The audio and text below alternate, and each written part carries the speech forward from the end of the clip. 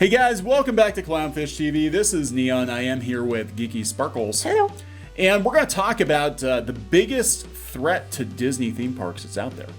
It's Mario and Zelda. I thought you were going to say it was COVID and it being too expensive, but there's that too. We're going to talk about that. We're actually going to talk about Nintendo coming to Universal and how this could be a game changer, a massive game changer for Disney. That right now Disney is in the lead, of course, with theme parks, but once Nintendo comes, it could turn everything upside down. I mean, we saw how much damage Harry Potter did to Disney. And Disney, they're cheaping out on things. yes. They're changing and retconning rides that nobody is asking them to do. They're, because of the lack of money, they're apparently pausing or shuttering some of the plans. They've got big holes in Epcot. They're laying off cast members. It's not a good situation. And Disney at this point has already said that they're going with Disney Plus as being their flagship. Yeah, direct to consumer. Direct to consumer, that's what everything's about. And then the theme parks are kind of secondary. Yes. Meanwhile, Universal seems to still be plowing ahead with a lot of its plans, and there are rumors now that we might even get a Zelda attraction. Yeah, there's a couple rumors. One is about the Zelda attraction that could come to the Lost Continent, and the other one was that there was Pokemon possibly coming to the kids zone that they had cleared out before. Yeah, and we're going to talk about all of that. It's pretty interesting stuff. Before we get into it, please subscribe for more pop culture news, views, and rants, guys. We're over 174,000 subs. Thank you for the support. And we do cover theme parks. Theme parks are kind of tied into pop culture, and we have a background in covering theme parks. In fact, you can go out to piratesandprincesses.net. That is Geeky's blog, where she covers a lot of theme park news. I do. And you put this up today. So. I did. Now, I heard this before. Our friend, I'll say G, she knows who she is, sent this to us. I'd heard this before, and I guess it was the Orlando Park stop and then the theme park stop did the story on it last December about how they were hearing that it was possible that we might get a Zelda attraction in at Islands of Adventure, replacing the Lost Continent, because the Lost Continent area, half of it got taken away from Harry Potter. For Harry Potter, they had the Sinbad show, which has already been shut down. They had a Poseidon walkthrough thing, and it's closed because of COVID. That basically they could retheme some of the restaurants and some of the shops easily enough. And then they could just take those two things out, because they were basically stages and walk through anyway, and put some kind of attraction in there. Now, there was a patent filed for a system that is called, move up again to make sure I call it correctly, hybrid ride vehicle systems and methods. Now, this is something similar I saw this before with the gondola, where they were talking about how it would go one way and they could, put it up in the air or put it on tracks. Yeah. Now they're talking about a boat. That you might be on a boat attraction, and then partway through the attraction, they're calling it a bogie, would come down from above, get underneath the boat, pick it up, like it would connect. Here, can I see this? Yeah. It would come from above, swing in behind, connect to the boat, and then lift it up. So it might look like you're going to go over a waterfall or something, but instead you're lifted up and you're flying now. So imagine a hybrid vehicle. Imagine Small World meets Peter Pan's Flight. Kind of like that, yes. That's actually pretty cool. So that was what they were talking about. So again, this is coming from Theme Park Stop, right? It's theme park stop, yeah. Yeah, so, when these patents get filed, that's usually a pretty good indicator that they're working on something. We saw patents for, Flight of Passage and the Spider-Man attraction that they're building out in Disneyland right now. And the rumor is Zelda. So my first thought when you said boat was Wind Waker. Yeah. Because most of Wind Waker, you're in a boat. You're going to different islands.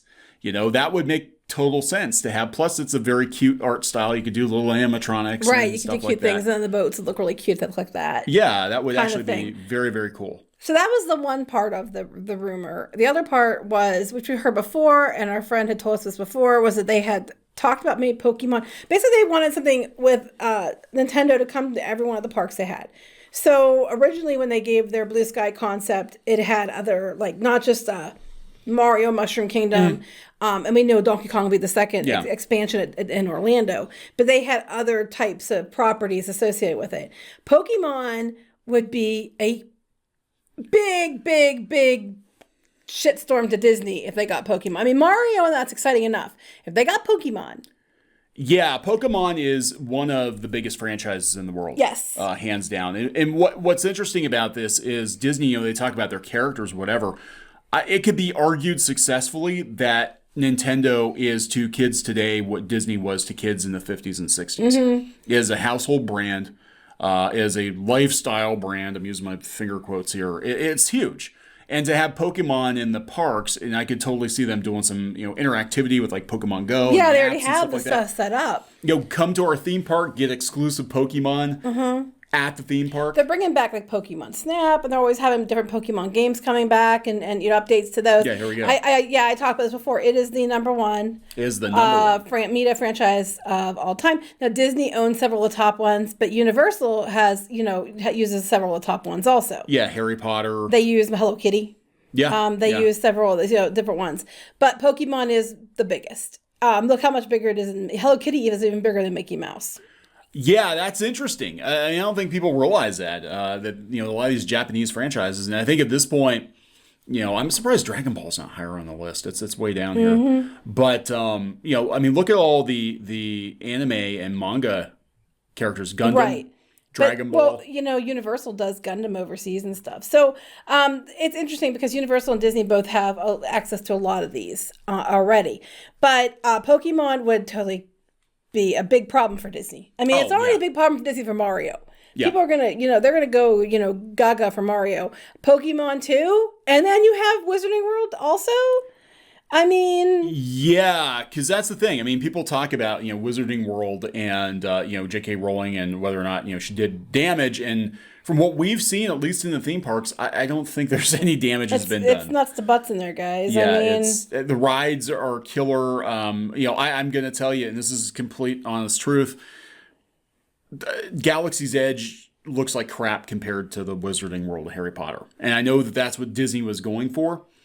The Wizarding World, it feels like you're walking into the movie. I don't know if it looks like crap so much as it is the fact that you don't have a connection to it. Right. It doesn't look like crap. It looks like a Moroccan flea market, but it doesn't look like crap. There's crap in Moroccan flea markets. But I'm just saying, it does look really cool, and it might be authentic to Batu, but the problem is people are like, what the hell's Batu? Nobody cares. So...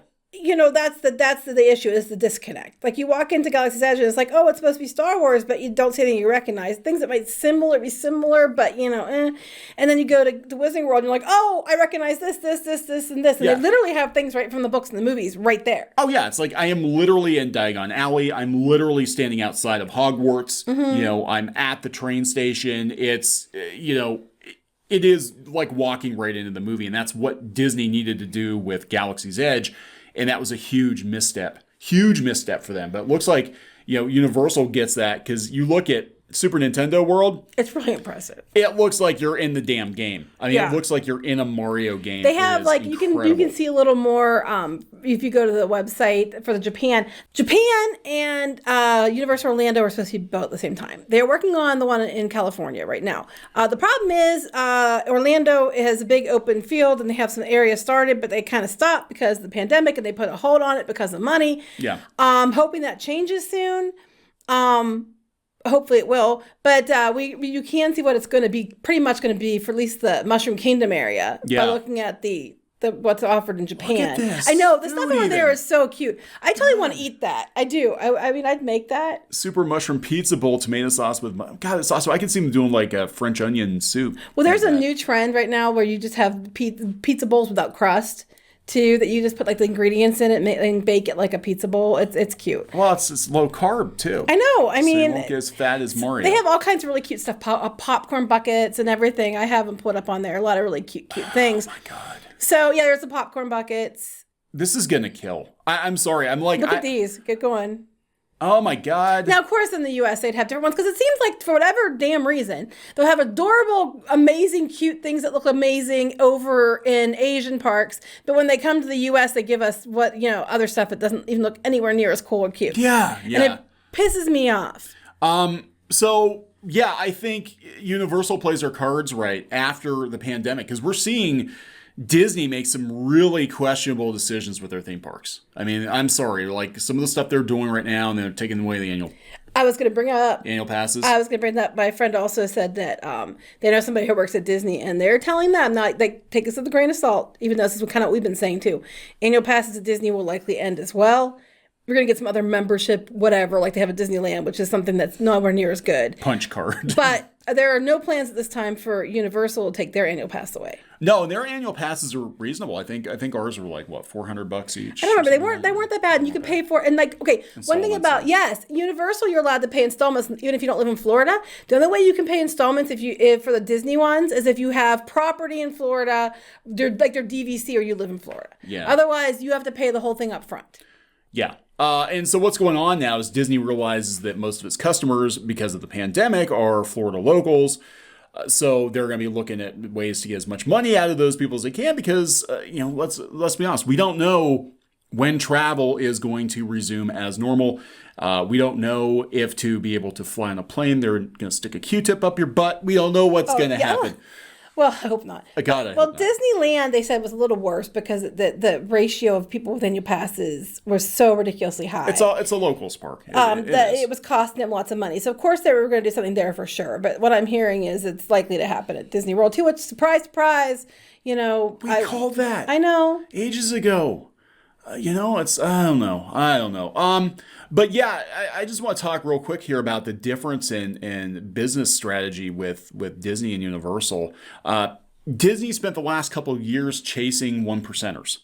They did. They've spent, and there's a lot of talk now about wealth inequality and all the stuff going on Wall Street and all of that, right? Power to the players here at Super Nintendo World. But no, what happened was Disney chased after upscale clientele. They've been for years. They everything was an upcharge. Everything was expensive. Everything was stupid DVC, or the Riviera now, which is DVC and not DVC, but it's like several $100s a night, and the beds were falling off the wall when it opened. Yeah. Wow. Power to the players, indeed. Anyway, Universal. So they zagged, I guess, as Disney zigged, and so they went chasing the wealthy. Universal's like, what about all those middle class families that can't afford Disney? Not that they were cheaping out, but they made it more affordable. Again, the annual passes are cheaper. They built value resort hotels. Disney has no desire whatsoever to build value resorts. They used to, but they have what they have, and that's kind of where it stayed. And we actually stayed at the dockside suites. We stayed at the Surfside. They just opened the other half of it now, I guess, and they closed one half down and opened the other half. We were at the Surfside. But with the annual pass, we paid under $100 a night for a suite, and it was nice. So nice. It was nice. It was very nice. It was like at least a moderate at Disney parks. Oh, yeah, easy. Comparable to a moderate. And to the place that we would even be like, we'd drive State Universal and then just take the car over to Disney World because of it, if we wanted to. But yeah, they were actually trying to make it better for families. Oh, and then on top of that, Disney, in their infinite wisdom, has been chasing after pro sports like the NBA and the soccer and all that. Well, they made it very public that they were chasing after. They were chasing after the Super Bowl as well. Well, now apparently they used to do the Pop Warner events, which was like the Super Bowl for kids, and then like the cheerleading dance competitions. So, I mean, part of it makes me happy because, if you've been at Disney World during these events, it is insane with all the kids. Yeah. We had the kids behind us on the one time, and they were swearing and screaming and everything else. But it's a lot of money in a lot of hotel rooms. We're talking like 25,000 hotel rooms. They did not renew the contract, so now those guys are going over to Universal. Yeah. Now it's in December, so, it's not all year. But the Universal picked up the contract. Yeah. So what's going on is like whatever Disney's dropping, and I'm gonna say that Disney is dropping a lot of incredibly skilled and talented Imagineers, and Universal will probably pick them up. Well, Universal has picked up other acts and different things before that Disney has, I mean, Disney cut all their entertainment. I'm hoping that some of those people can find jobs over at Well, some of it's Universal. coming back. Like they're bringing back the Festival of Lion King and stuff like that. So they are bringing some back as they can, but some of them might be long gone. Yeah, and look, part of the difference in the business model too is that Universal is owned by Comcast, and so as long as they're doing okay with their telecom business, with their internet and phone stuff like that, Universal doesn't have to feel the pinch as much as Disney did when they had to shut all the parks down. Until Disney Plus launched, the theme parks were the flagship of Disney's revenue, and it was like, oh my God, we shut that down, and we shut the movies down. If they did not have Disney Plus, Disney would be completely fucked right now. I agree. I mean, they would be just in a really bad place. And our friend over at Universal said too that they treated their team members better than Disney had treated their cast members with the shutdown and things, and trying to work with them and help. So it's just a tale of two completely different business models, and one's definitely seems more about making money for executives, and one seems more about trying to be a good option for families. Yeah, and I think that difference could actually push, in my opinion, Universal to the top over Disney, because again, Disney, they're kind of minimizing their focus on the theme parks now and tripling down on Disney Plus, and the theme parks are going to be kind of an additive for that. But we're going to see the parks, I think, suffer as they chase Netflix. They're trying to chase Netflix. And they've got Peacock at Universal, but again, Comcast has lots of money coming in from internet. It doesn't matter. You're watching Disney Plus. Chances are you're watching Disney Plus on Comcast internet. So that's true. So they're getting paid either way. That's a valid point. They're getting paid either way. But the thing is, they might have to hold off on Epic Universe for a while. We don't know how long they're going to. Yeah, they said they're holding off. We don't know what's going on with that. I know Hollywood was still moving forward with it. And Japan, obviously, they're ready to go. It's just that Orlando is on hold right now because of everything else. But that's where it is right now. That's all rumor, of course, as we said, because some people don't understand what the word rumor means. Rumor. This is rumor about the Zelda attraction and about the Pokemon, but I've been hearing the Pokemon thing from several places. The Zelda thing I've only heard from a couple, but the Pokemon I've heard a lot more of. I think the Pokemon would be a bigger draw. Yeah, it would be. If they get Pokemon, Disney they better grab their butts because it's coming. Yeah. Are we talking about the anal swabs in the airport? That's what I'm talking what's about. happened? So. Well, yeah, and I think, the Zelda and Pokemon, Zelda at least, it sounds like they could use existing space, so they don't really have to wait on Epic Universe. So. No, and that was originally what they talked about doing. Originally it was all supposed to fit into like one area, and then they decided to build a whole other park. So the original plans had less. They had more IP in it. It wasn't as extensive, but it fit into that area. So if they had to go and just use the areas they already have. They could fit some of it in there already. Yeah. So if they had to go and just say, okay, we're still going to do Super Nintendo, and we're going to put it in, just the kids zone or whatever. Yeah, they were originally planning that anyway, so they totally could move forward and do that. Even if they didn't use they decided not to go with another park, they could do it.